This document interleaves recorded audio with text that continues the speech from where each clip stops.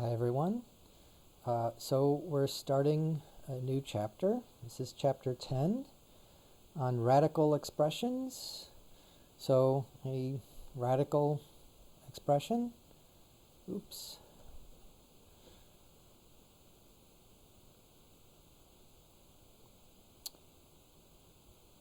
This is something that you've all seen before, I'm sure. It's this symbol here. Right? So you might think of it as the square root symbol. And that's what it is, right? It's for square roots. And most of you are comfortable with square roots. For example, if I ask for the square root of 16, most of you would probably know this by heart, that this is just 4. And the reason why it's 4 is because if I take 4 to the power 2, I get 16, right? So in some sense, this square root undoes the square here, right? In other words, if I just take the square root of 4 squared, I just get back 4, right? So yeah, the square root sort of undoes the square, right? If I ask for the square root of 25, most of you know that, most of you know the answer, right? You know that 5 times 5 squared is 25. So to undo the square root of 25 is just 5. Okay. So the definition of the square root, right? If I take the square root of a, let's say, and I get another number b, so this essentially means the same thing as the fact that a is the same thing as b squared, right? So if you want to find the square root of a, you're looking for a number whose square is a, right? So some number that when you square it, you get a, right? And that's all we did here, right? So one more example. What's the square root of 121? Well, right, if you do 10 times 10, you get 100. But if you do 11 times 11, 11 squared is 121, right? So that means the square root of 121 is 11, right? So in fact, we have done these before, right? Way back in chapter, I believe it was chapter 6 when we did factoring. I wrote down the list of perfect squares, right? I wrote down that, right, 1 squared is 1, 2 squared is 4, right, 3 squared is 9. And we did that, for factoring, say, the difference of squares and so on, right? So I told you that it was very helpful to just know these because they come in very handy when you're factoring. And so they're going to come in pretty useful now as well when we're dealing with square roots. So I'll just write them down again, at least the ones that we got to. I mean, you can stop at 10, of course, but, we have 11 now, right? So 11 squared is 121. And one more, 12 squared, 12 times 12 is 144, right? So this is the way we wrote them last time. Of course, now we can write the equivalence statement in terms of radicals. So this is just saying that the square root of 1 is 1, right? This is saying the square root of 4 is 2, and the square root of 9 is 3. The square root of 16, we did that one already, right, is 4. And we also did the square root of 25, right, is 5. Square root of 36 is 6. The square root of 49 is 7. The square root of 64 is 8. The square root of 81 is 9. The square root of 100 is 10. The square root of 121, again, is 11. And finally, the square root of 144 is 12, right? And they keep going, of course, but this is good enough for at least the ones that you should know by heart. Of course, even if you don't know these, you know, you have a calculator, and your calculator will essentially tell you all these, you know, anyways, right? So yeah, feel free to use your calculator to calculate these. But that said, even if you have a calculator, these are good to know regardless. So I guess, but you know, I don't want to talk too much about this, but what happens if we have something like the square root of 43, right? So what would the square root of 43 be? Well, you'll notice that way up here, we have the square root of 36 is 6, and the square root of 49 is 7, right? So we know these. But 43 is somewhere between 36 and 49, right? It's, yeah, it's a little closer to 49 than 36, but not much, right? So it's somewhere in the middle. So a reasonable guess would be that, well, it's somewhere between 6 and 7, that this might be, you know, 6.5 or something, right? Somewhere, or maybe because it's a little closer to 49, maybe it's, I don't know, 6.6, right? So again, that's my guess. But, you know, it's a very rough approximation, right? On the other hand, as I just mentioned, you do have a calculator, and your calculator will give you a much more precise answer. So using my calculator, I get an answer of, so it's about it is about 6.6, right? But to be a little more precise, and I'm just going to erase this for now. So yeah, to be a little more precise, it's about 6.55, right? 7, 4, 3, 8, 5, 2, 4, and so on, right? It just keeps going. This is called an irrational number when you have this non-repeating decimal, right? So it's a little bit like pi. It's an irrational number. Right, and we're not really going to deal with these very much in this section. If they do come up, you're just, right, you can always approximate them, right? So this, I should say this is not exact, this is approximate. Well, okay, so I have the little ellipses here at the end indicating that, right, that it's exact. But okay, so now it's approximate. Okay, so I just wanted to mention that, you know, if you see numbers in between, that we're going to approximate these. Later on, of course, instead of approximating, we're going to simplify these expressions. As it turns out, we can't simplify the square root of 43. It's as simple as it gets. But for other numbers, we can take square roots and we can simplify those. So we're going to do that a little bit later. Okay, so you have the idea for square roots, but we also have, so square roots sort of undo the exponent of 2.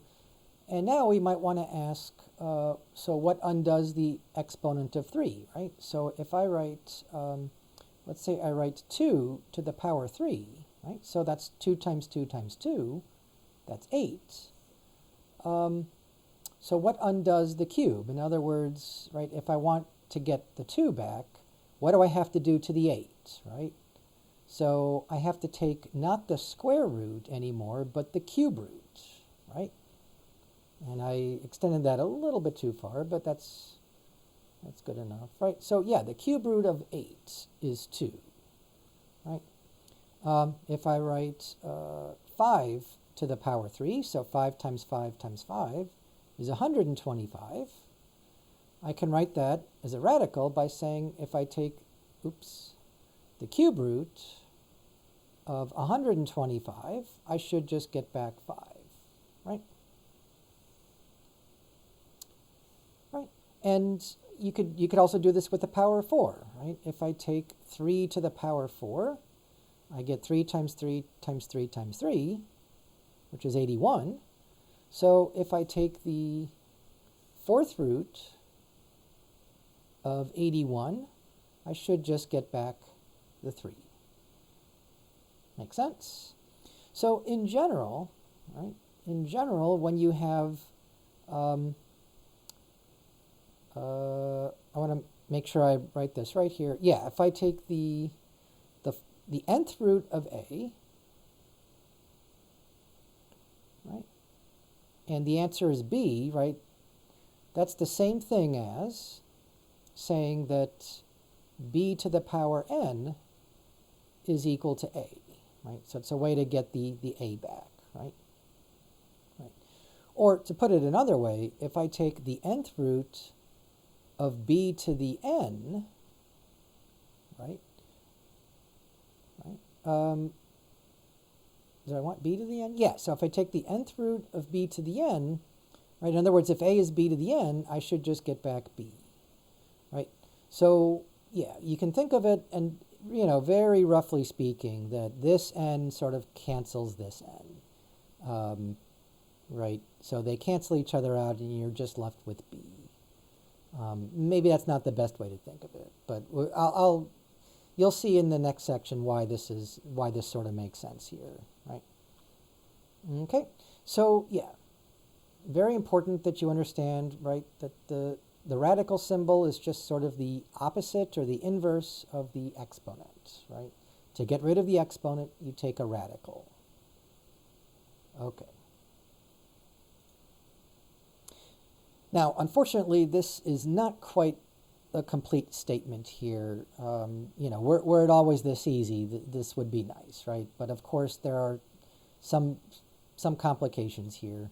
So let's get into some of the details of what could go wrong. So notice that everything here, up until now, I've used positive numbers here. We haven't talked about negative numbers.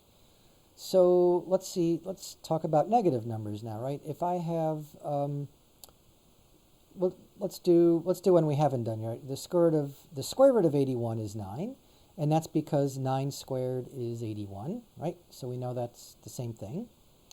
So if I want to make this a negative 9, what do I have to do on the left side? Well, I can't have a positive equaling a negative, so I have to make this negative as well, right? So if I take the square root of 81, I get 9, right? Positive 9. And if I take the opposite of the square root of 81, I get negative 9, right? So in other words, right, you just put a negative on both sides. It's like multiplying both sides of this expression here by, you know, negative 1. So negative 1 on the left, you multiply by negative 1 on the left. You have to multiply by negative 1 on the right, right? Make sense? Yes. So notice that's very different from taking the square root of negative 81, right?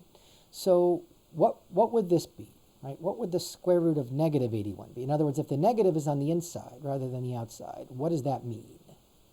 So let's go through the definition here, right? So my negative 81 is the a, right? So that's the a here, negative 81, and I'm looking for a b, right? And n here is 2. So obviously when we write the square root, right, we're writing, or we're not writing the 2 here, right? So it's the square root of 16 because this exponent here of 2 has to match this. But so the reason why we don't write this 2 here for the square root is because it's a square root. It's the one we're going to see the most often, right? We do have to deal with cube roots and fourth roots and so on. So those will come up, but by far the vast majority of problems only involve square roots. And because of that, we're just lazy and we just don't bother writing the 2. Right? That said, if you want to put a 2 here to remind you that it's the square root, go right ahead. It's redundant in the sense that we don't usually write it. But if it helps you remember that it's the square root, then go ahead and write it. It doesn't bother me. Just be aware that I'm not going to write it, right? It's not going to be there. And you have to interpret that as being the square root. Okay. it's not unlike when we say, you know, x, we really mean x to the power 1. We don't write the 1 because it's understood to be 1, right? So we don't put a 2 here because for the square root, it's understood to be a 2, okay? All right. Anyways, so back to this question here. The square root of negative 81 is what, right? That's my b here. And, right, or the b, rather, is the negative 81, right? So what's the a, right? What's the a here? Oh, wait a minute. Maybe I got this backwards, right? Square root of... So it's the a that's... Yeah, I did get it backwards, right? It's the a that's negative 81. We have to find the b, right? Yeah, so let me fix that, right? So it's the a, right? Because that's what's under the square root, right? Is the negative 81. Right? So that's going to be equal to b to the n, or in this case, b to the 2. Right? So what number squared, right? That's my b. What number squared is negative 81? Well, let's just guess. It could be 9, right? But you'll see very quickly, if you take 9 squared, you don't get negative 81. You get positive 81, right? 9 times 9 is 81, not negative 81. Okay, well, that was a good guess, but so it's wrong. So maybe it's negative 9. That would make sense. If you take negative 9 and you square it, well, that's negative 9 times negative 9. It's a negative times a negative, which is still positive 81. We don't get this negative sign here, right? So those are two very good guesses, right? That this should be 9 or negative 9, but neither one works. Neither one works. So this b here, I don't know what it is. I would have guessed either 9 or probably negative 9. But it's not, right? So just to be clear, right, this is not equal to negative 9. Right? In fact, we know what negative 9 is. It's the negative square root of 81. See, this minus sign is in front of the square root, not underneath it, not inside of it. Okay? Yeah. So now we still are left with this question, well then what is this, the square root of negative 81? So if it's not 9 or negative 9, what could it be? I mean, so it's not going to be 5, right? It's not going to be 0. It is, so it's some number that you might not have even ever seen before, right? So, right, when you have your number line here, you have 0, 1, 2, 3, 4, 5, 6, 7, 8, 9, and you also have negative 1, 2, 3, 4, 5, 6, 6, 7, 8, and then negative 9. I don't know why I put an 8 there. Negative 9, way over here, right? So this is called the real number line. These are all real numbers. In fact, any numbers that you have dealt with before are just real numbers. And that includes things like fractions, right, or decimals, or irrational numbers. They're all real numbers. This right here, right, this number here, this square root of negative 81, right, this is not a real number. Okay, not a real number. Let me make that a little bit more clear. Not a real number. Okay, so what is it? Well, of course, you might guess, well, then it's called an imaginary number. And that's what this is, right? This square root of negative 81 is called an imaginary number. And on some level, you might say, well, then who cares, right? If it's imaginary, then it doesn't count, right? It's not real, right? It's not like 9, right? Or negative 9. These are real numbers.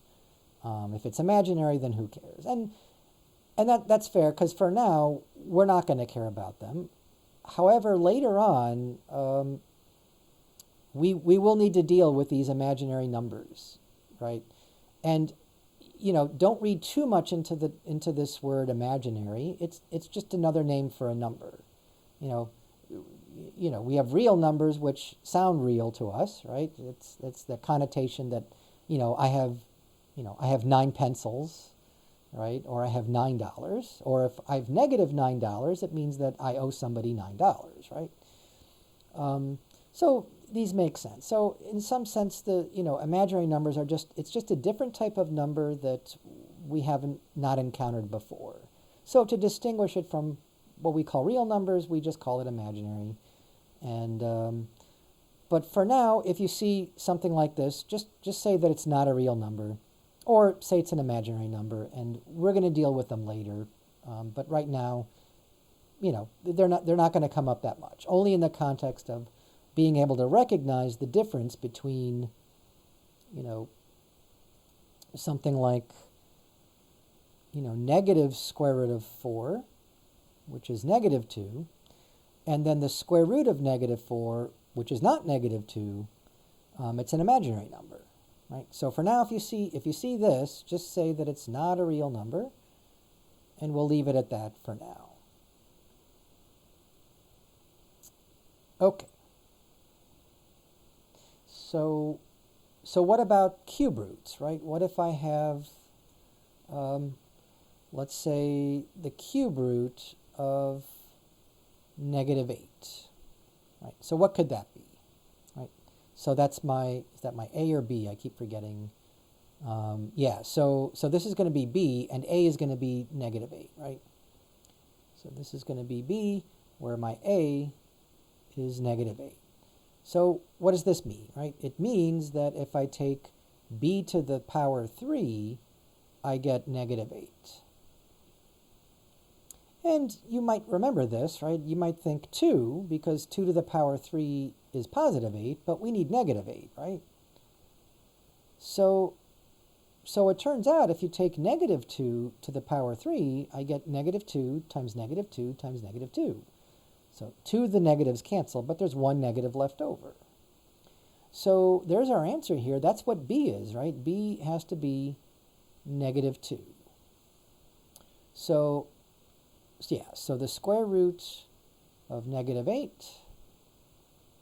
is just negative 2, which is a real number, right? This is a real number. There's nothing imaginary about this. So yes, just because you have a negative underneath a radical doesn't make it imaginary, right? It also depends on this number here, the 3, right? Here was it invisible too, right? So when you take the cube root of a negative number, you just get a negative number.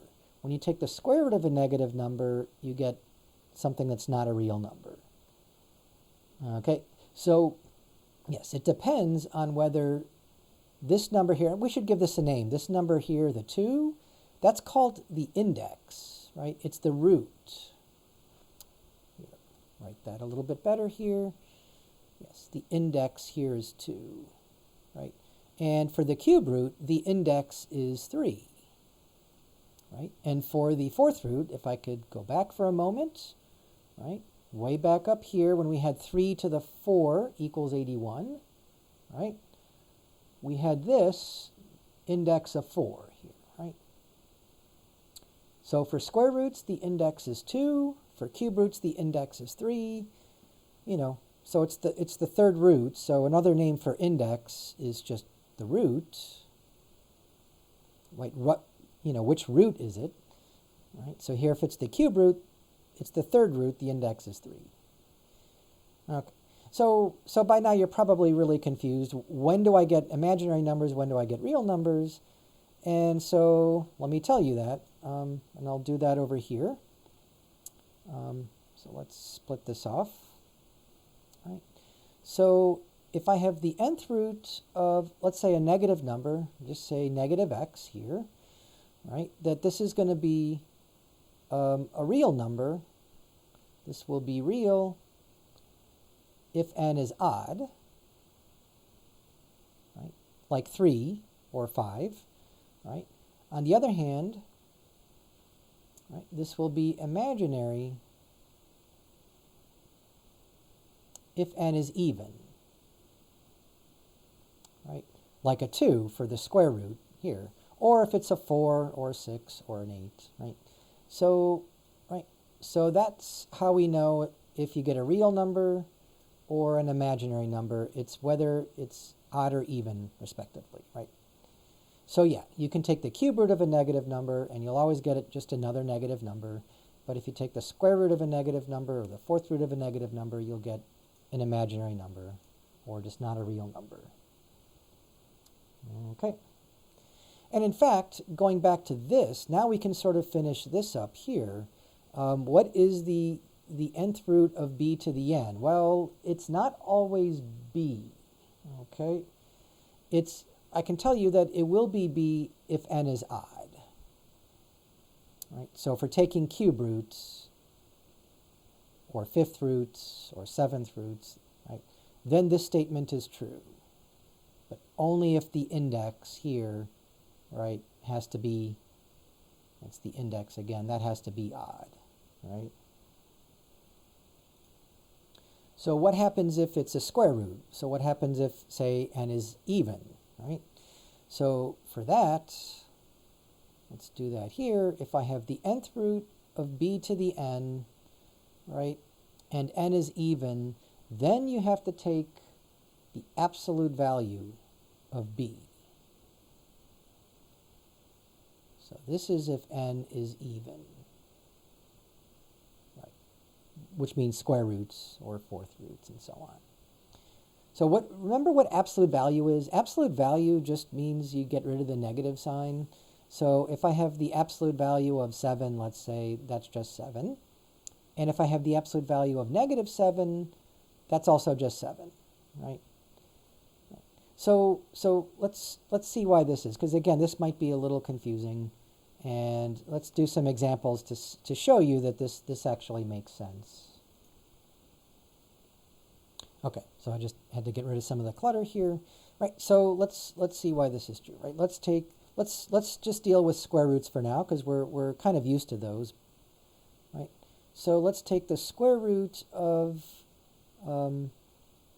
6 squared. Okay, so just to emphasize that this is also a square root, I'll put a 2 here, even though we usually don't.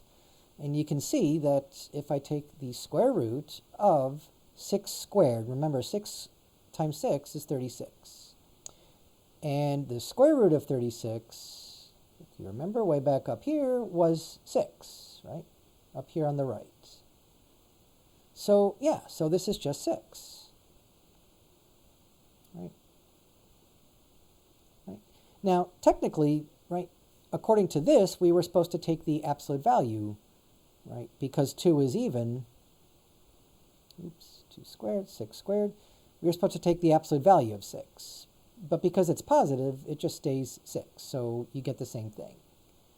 Right. So what happens if we take, let's say, the square root of negative 6 to the power 2? Okay. Now, you might think, well, then that's got to be imaginary, right? Because you have a negative inside the square root, and it's is even, right?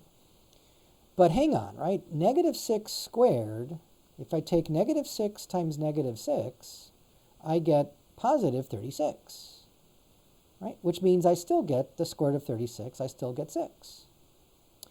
But notice, if we got rid of these exponents here, we would have gotten negative 6. But that's not what we got. We got positive 6.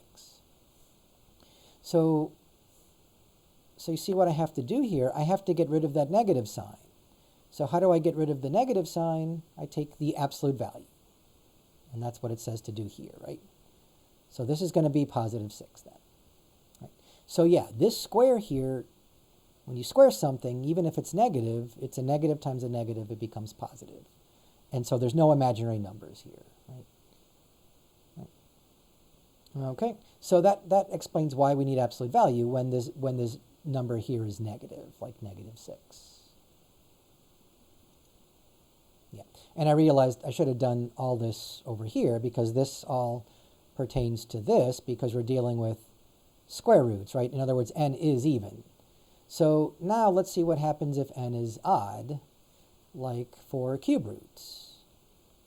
Right? So for a cube root, let's say we have the cube root of 4 to the 3. Well, that's the cube root of 64, which is 4, right? Because 4 cubed is 64. Right? Oops, that's a 4. Yeah. All right. So yeah, in other words, you get this number back, right? You get the 4 back, right? In some sense, this 3 here cancels with this 3, and you end up with just the 4, right? All right. Now, what happens if we make this a negative 4? So if I take the cube root of, in parentheses, negative 4, and raise it to the 3rd power. Right. Now, according to this, I just get back the negative 4. Right. So this should be negative 4, and let's do it step by step here and see if that works. Negative 4 to the 3rd power. Right. So that's what's under the cube root. Negative 4 times negative 4 is 16. 16 times negative 4 is negative 64. So what's the cube root of negative 64? Well, if I take negative 4 to the 3rd power, I get negative 64. So this should indeed be negative 4, right? Which is the same as this number here, right? In other words, this negative 4 here matches this negative 4 here, right? So that's why this is B and not absolute value here, right? Again, that's only for if n is odd. That's for cube roots or fifth roots and so on. Okay, so let's do some more examples just to get the sense of, at least to be able to do more homework problems like this, because a lot of the homework problems are just this variety of what's the square root, what's the cube root of something, and to simplify. So we'll do a few of those examples. Okay, so yeah, so even though I did some examples, let's just start with example 1 here, right? So let's simplify the following expression. Let's do the 5th root of, let's make it x plus y to the 5th. All right. So the 5th root of x plus y to the 5th. Well, notice this 5 here, the index 5 is the same as the exponent 5. And so in some sense, they should cancel out, right?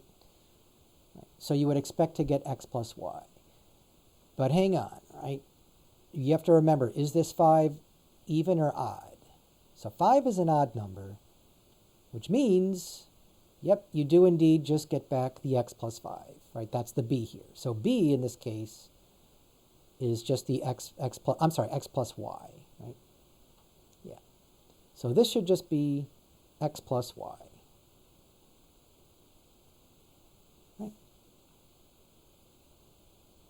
Try a trickier one. Suppose we want to simplify. Let's do the 4th root of w to the power 4. Okay, so again, the index is 4, the exponent is 4, so you might think, well, they cancel out, and you just get back w. But hang on a second. 4 is an even number, so what did we say happens when you have an even index? Let's go back to what this says here. Right, so if n is even, then you get the absolute value of the b. So the b here is w, right? So this is wrong because we need absolute value of w.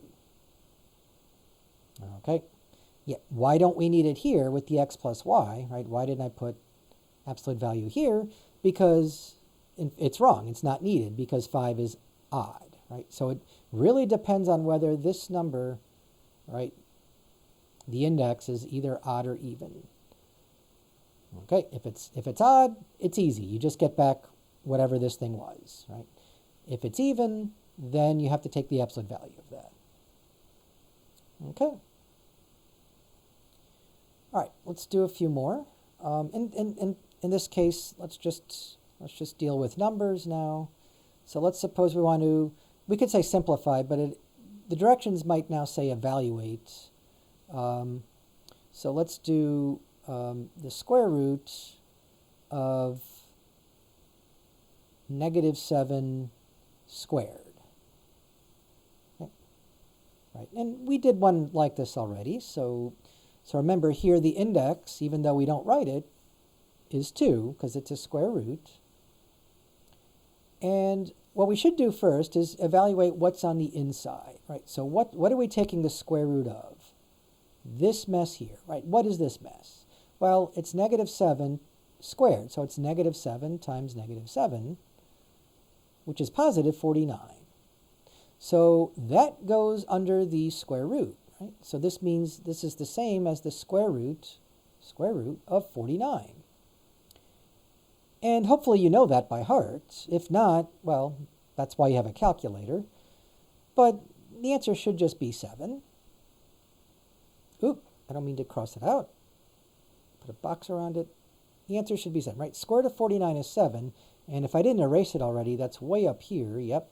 Square root of 49, yep, is the number 7. Right?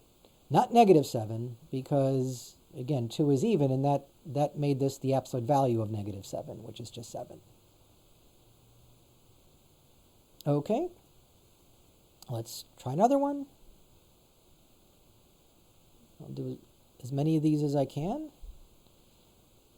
So let's evaluate, let's make it a cube root. How about the cube root of 125 times y to the 3? Okay, so this one's a little trickier here. In fact, this shouldn't say evaluate. This should actually say simplify, because of the y is not a number here, but you know. But it's the same idea, right? Now 125, we saw that earlier, right? Remember, 125 is really just 5 times 5 times 5, or 5 to the power 3. And so because of that, this is the cube root of 5 to the power 3 times y to the power 3. And if you remember the rules of exponents, right, when you multiply two things to the same exponent, you can just multiply the whole thing, the 5y, 5 times y, all to the power 3. And when you do that, now, because these are odd numbers, they just cancel, right? There's no absolute value here. This is just 5 times y. Okay. Why no absolute value? Because 3 is odd. Remember, when you have an odd index, right, there's no absolute value. It's only when you have an even index, that's when you get the absolute value. Right? See these? Yeah, make sure you know those.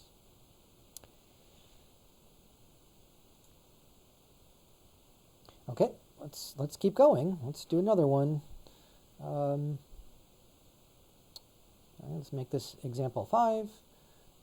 Let's evaluate the expression. Let's do another square root. How about the square root of 49 over 25?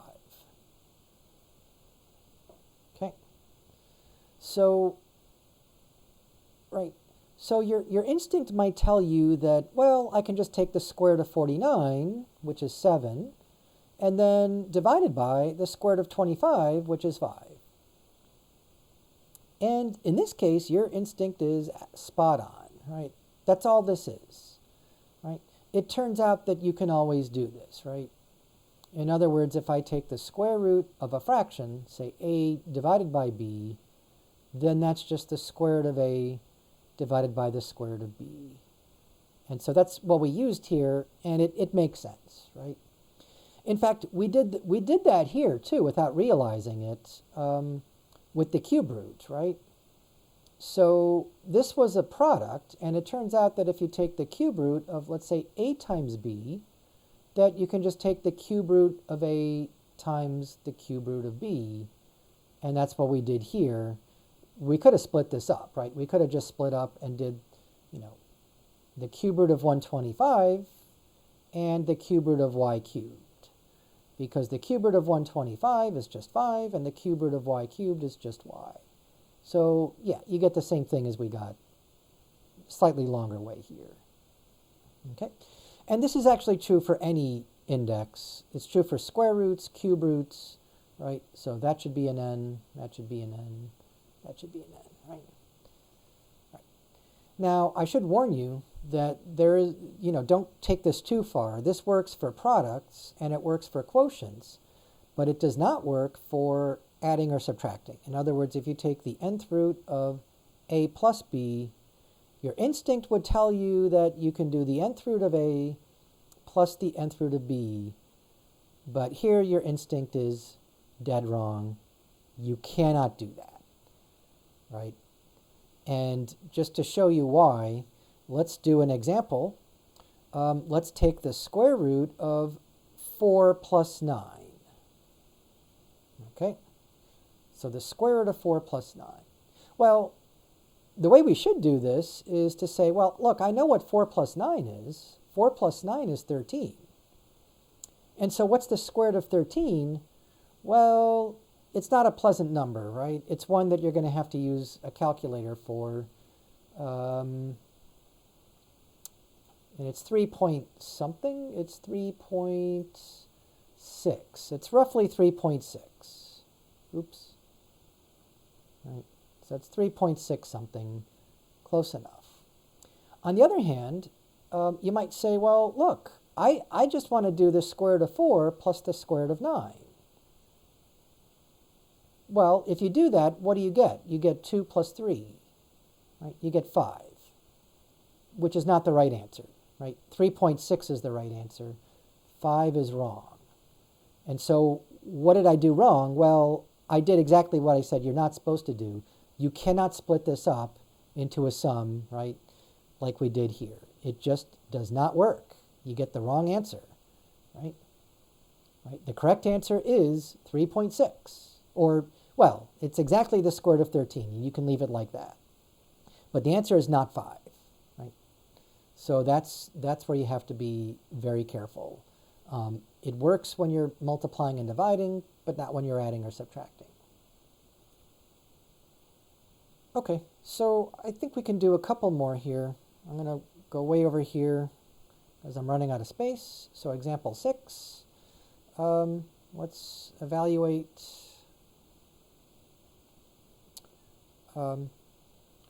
Let's go on to something. Let's go back to a cube root, right? Suppose we have the cube root of negative 64. So what would the cube root of negative 64 be, right?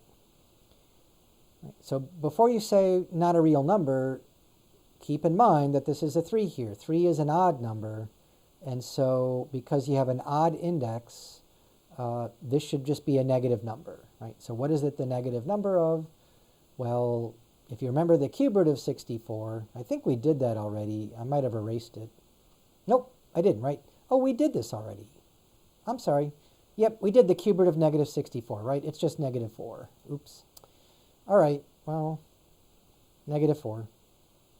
Fair enough. It doesn't hurt to do it again. It's a good example. And I guess I'm running out of examples, so I'll do one more. I'll call this example 7.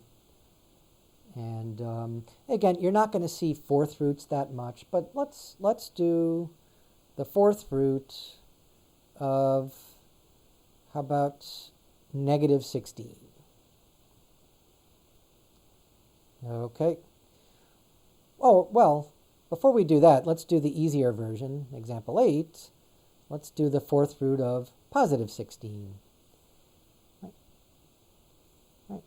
So, in other words, the fourth root of 16 is some number. You can just call it x if you want. And it's going to be what number, that x, if you raise that to the fourth power, you should get 16. Okay, so we know it's not 1. 1 to the fourth is 1. But if you take 2 to the power 4, right, that's 2 times 2 times 2 times 2. I'm running out of space.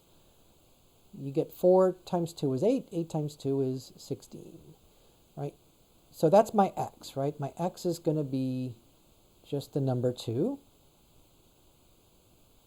So let me erase that. Yep, so this is just equal to 2. Right. So now we can come back to example 7. What if we take the fourth root of negative 16? Well, you might think negative 2, right? Except because that's what happened here, right? You just got a negative number. However, 4 is an even number. And when you have an even index, you have to be careful, right? When you have an even index, well, oh, I think I erased that. But so you get absolute value, but remember, this is not, negative 2 to the power 4 here. Right? So that's a different problem. Right? We did that in example 3 here, but that's not what we're doing here, right? So you might have to go back in the video a little bit, but when you take the nth root, and n is odd, of any negative number, this is not a real number. Right? It's one of these imaginary numbers, and so it's not negative 2. Right? So yeah, again, the big difference here is that why did we get negative 4 here? Because this 3 was an odd number.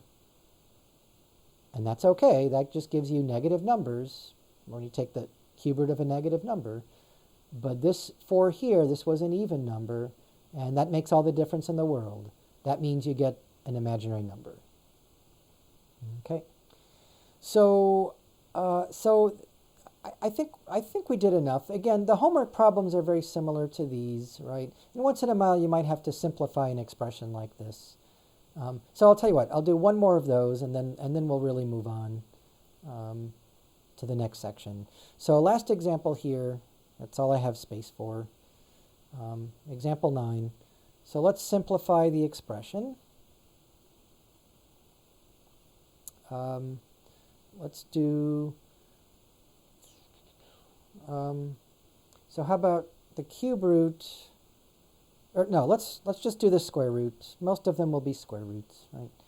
So the square root of 25 times r to the power 8. Okay. And to be fair, this is something we're going to do later as well.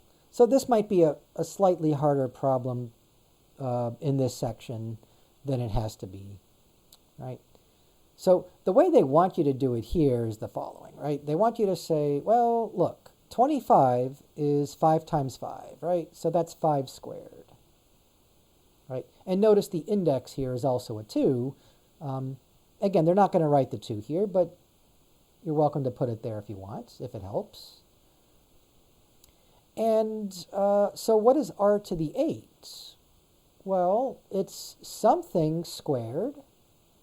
So what number times 2 is equal to 8? Now think about what number doubled becomes 8. So what's 8 divided by 2, right? It's 4. So, but remember the rule of exponents here. This is r to the 4 to the 2. You take 4 times 2 here, which is 8. Okay. And now I also have the square root of, because you're multiplying, you're allowed to do this. You can take 5 times r to the 4th and then square the whole thing. Right? And so because of that, you just get the 5r to the 4th. But hang on, this is even, right? 2 is an even. And so going back up here, you should get absolute value. Yep. So in this case, you need absolute value. Or do you? So you can put absolute value here, but it turns out to be redundant. And the reason why it's redundant is because this 5 is 5 is already a positive number, right? And r to the 4, even if r is negative, this also turns out to be a positive number. So it turns out you don't need the absolute value here in this example. If you put it, that's fine. It's better to put it just to be on the safe side, right? But it turns out it's the same thing as just 5r to the 4 because this is already a positive number, okay? So yeah, I would just leave it as 5r to the 4. However, if you leave the absolute value there, it's okay with me. Now, it may not be okay with Connect Math. They may not accept this if they're being picky about it, but it's not a big deal. Okay, so let me just show you maybe an easier way to think of this, and this is the way that eventually we'll get used to this in the coming sections. So your instinct would tell you, well, look, I know the square root of 25, so why don't I just take the square root of 25? And I can also do the square root of r to the 8, right?